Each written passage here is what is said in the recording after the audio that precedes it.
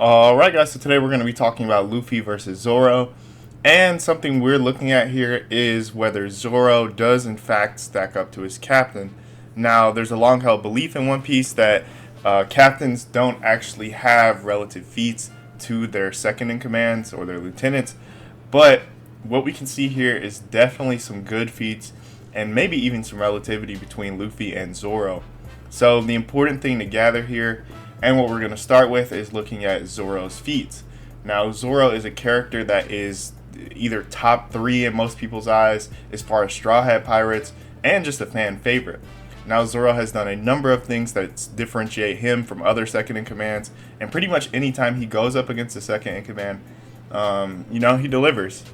So what we're going to take a look at is Zoro's most recent feats, his abilities, and reasons he might be able to defeat Luffy. So one of the first things we want to take a look at is Zoro actually has a type advantage over Luffy.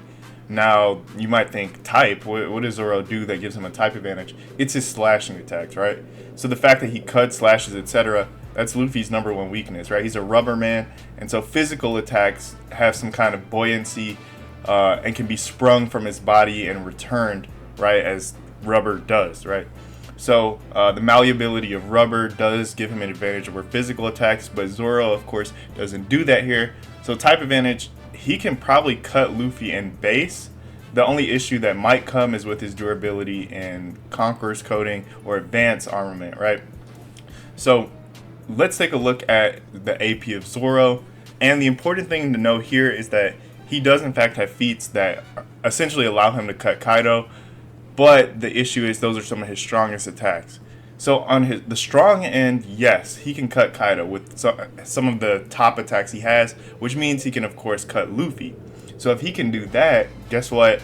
He does have the ability to possibly defeat Luffy. The only question is Luffy going to get hit by these attacks?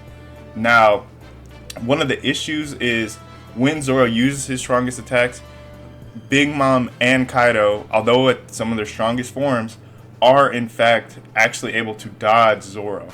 Now, the issue here is that they say dodge, right? This is going to be dangerous, meaning that those attacks definitely would damage them. And even later, we do see he does cause damage to Kaido.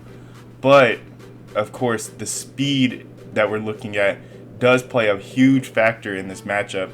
And Zoro just doesn't have the speed to essentially blitz them. They can essentially actively dodge him, but that's if they know the attack is coming. The issue with the matchup and a personality type matchup is Zoro is very serious while Luffy is goofy. So Luffy may actually be in a scenario where he goofs up, has an issue where he's just not taking the fight very seriously, and he might end up actually giving time for Zoro to get a cut on him, right? Now, if Zoro were to just go for the neck, which he does multiple times, he is a very serious killer. Of course, he's Three-Sword Zoro. So he may, in fact, actually be able to land a solid one-shot attack on Luffy. But that would be under very, very precarious circumstances, and it just wouldn't be very likely. So, over-under, he can, in fact, damage Luffy, and depending on the personality matchup, he may even be able to one-shot him. But there's another thing, which is Zoro's durability. Now, Zoro does, in fact, have pretty good durability as he fights King, but most of his durability comes from his swords, right? It's blocking other people's swords. So if he doesn't have the speed advantage or even just straight up relative speeds to someone, he gets one shot, right? We've seen it multiple times. He can straight up just get cut, completely cleaved. So he does have decent durability, and it's pretty much relative to his AP, minus the attacks or special attacks, if he is actually blocking the attacks with his swords. If not, then of course there's going to be an issue. But his durability when blocking is pretty high. The only thing is, if you're faster than him, you kind of beat him to the punch. But with all that, there's a low chance he does in fact have the ability to beat his captain Luffy. And it's definitely possible. Anyone saying otherwise is just out of their minds. So, if you want to take a look at Luffy now, he does in fact have the advantage in pretty much every way.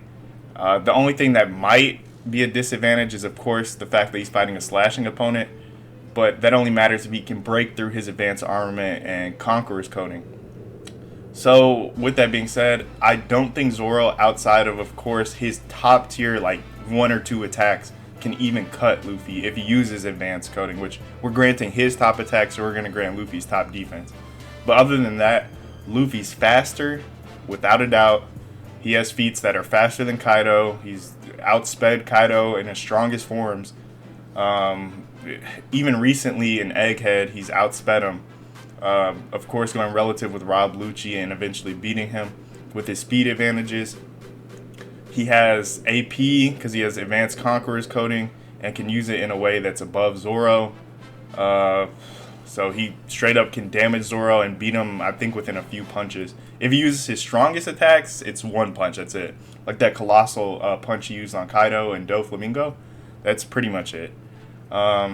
If he just defends himself well, Zoro really only has one or two options, so his durability is extremely high compared to Zoro's. So Zoro, you might get one or two opportunities to even get a chance to win the fight. And as far as speed, of course, Luffy just straight up gets in so many punches that Zoro really doesn't have a response. He's not going to block every one of Luffy's punches. So his body's durability is much lower than his sword blocking. And so that just puts him at a much, much lower level. The other thing we have to talk about is Luffy's abilities. And with his ability to change and matter manip things, he can do so many goofy Toon Force abilities where he's going to have Zoro guessing what he wants to do, right, if he goes into Gear 5. And that's something Zoro doesn't really have a counter for because Zoro doesn't have, special fruit powers or anything like that.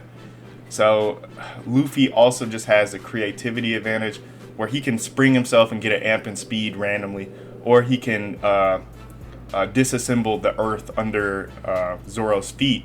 And in that way, he does have that creative advantage. So there's no real way to stop him. And that's the major issue.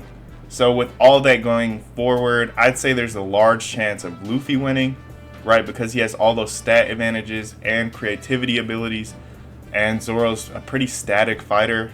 Only thing going is like Luffy's goofy and dumb. That's pretty much it. If he doesn't win on those small percentage chances, that's pretty much the fight. So as you guys guessed, Luffy definitely wins this one with a overwhelming likelihood. So if you guys haven't, we're going to drop more content coming soon. There's more fights. And I have something to talk about with the recent chapters and Eam and the rest of the Gorosei. So you guys stay tuned, and we'll get back to you soon.